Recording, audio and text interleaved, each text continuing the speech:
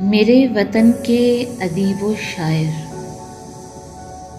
سمندروں سا وجود جن کا جو اپنی گہرائیوں میں گم ہے، ہجوم ہے ارد گرد لیکن یہ اپنی تنہائیوں میں گم ہے۔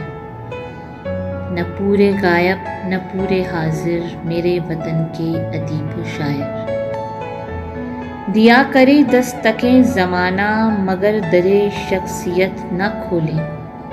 یہ آدمی ہے کہ سنگ زادے خلاف بولے نہ حق میں بولے۔ گدائے باطن امیر ظاہر میرے وطن کے ادیب و شاعر، نہ فکر ان کو معاشرے کی نہ واسطہ کچھ سماج سے ہے، نہ آنے والے دنوں سے ناتا نہ رابطہ کوئی آج سے ہے۔ تو پھر یہ زندہ ہے کس کی خاطر میرے وطن کے ادیب و شاعر؟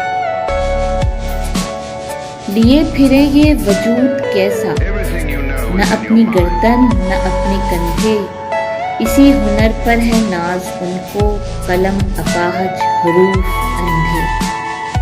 یہی ہے ماحول کے مصور میرے وطن کے ادیب و شاعر، دکھائے ماحول کا جو چہرہ، حیات ایسا ایک آئینہ ہے۔ ملیں جو کالک اس آئینے پر، ادب سے ان کی مراد کیا ہے؟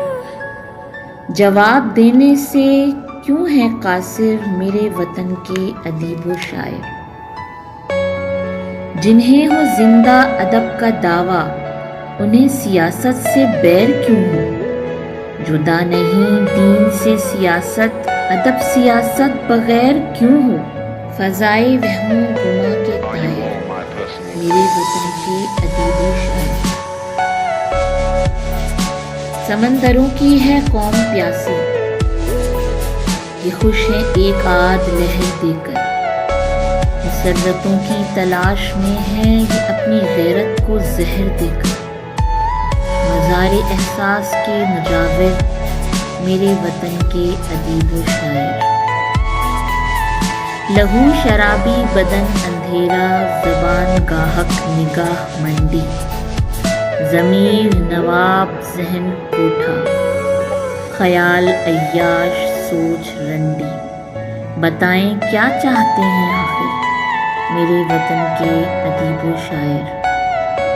ثقافت سرخ کے یہ رسیا، پرانی تہذیب کے پجاری، علوم اسلاف کے یہ دشمن، جہالت غیر کے بھکاری، انائے قوم و وطن کے تاجر میرے وطن کے ادیب و شاعر۔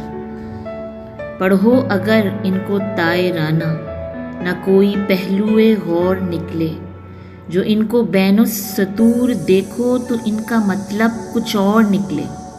بساط تخلیق کے ہیں شاطر میرے وطن کے ادیب و شاعر، ٹھکانہ زیر زمیں ہے ان کا اور انگلیاں نبض پر ہوا کی۔ مشاعروں میں پڑھیں یہ نعتیں، مباحثوں میں یہ اشتراکی، نہ یہ مسلمان ہیں نہ کافر میرے وطن کے ادیب و